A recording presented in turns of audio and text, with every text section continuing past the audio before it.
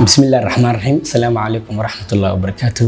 موضوعيني مدح xanuunka qaybtiisa koowaad waxaan kasoo qaadanay waxa uu yahay madax xanuunka, noocyada loo qabiyo madax xanuunka iyo sidoo kale waxyaabaha keena noocyadaas.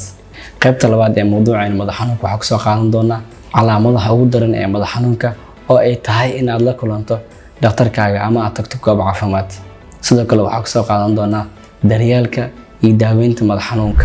Waxaa jira calaamado halis ah oo muujinaya khatarta uu leeyahay madax xanuunka, sida in aad isku aragto madax xanuunkaaga yimaado dhaawac madaxa ah, in uu hadalku ku dhibo, aragaagu isbedelo, dhibaato dhaqaaqa gacmaha ama lugaha kala kulanto, dheelitirnaankaagu lumo ama aad jahawareerto oo ay xasuustu kaa lunto. Inaad isku aragto madax xanuun, qandho leh, qoorgiigsanaan, lalabo iyo matag.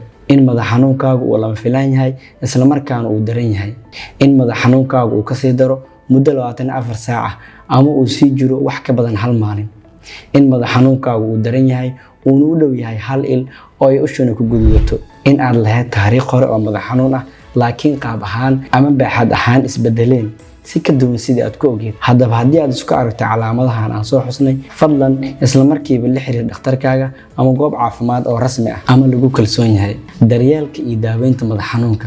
Si aad u daryeesho si guud madax xanuunka, fadlan raac tilmaamahan: kul ama qabow, iska mari qoorta ama madaxa, seexo hurdo kugu filan, cun cunto caafimaad leh, dibna ha u dhigin cunida cuntada, ka fogow in indhuhu ku daalaan, ka fogow cabidda sigaarka iyo alkoolada, samayso ama xafido xasuus qor madax xanuun ama jadwal si ay kaaga caawiyaan inaad u ogaato uguna fogaato waxa kiciya madax xanuunka. Daaweynta madax xanuunka waxay ku salaysnaan doontaa nooca madax xanuun ee aad qabtid, balse si guud waxaa laga yaabaa inaad u baahatid inaad qaadato daawooyinka loo isticmaalo madax xanuunka oo sida tooska ah loogu soo iibsado farmasiga, sida paracetamolka, aspirinka ama ibuprofenka, hadba dhakhtarkaaga sida uu kula taliyo.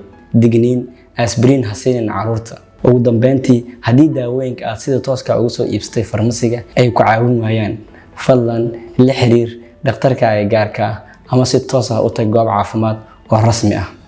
mahadsanid.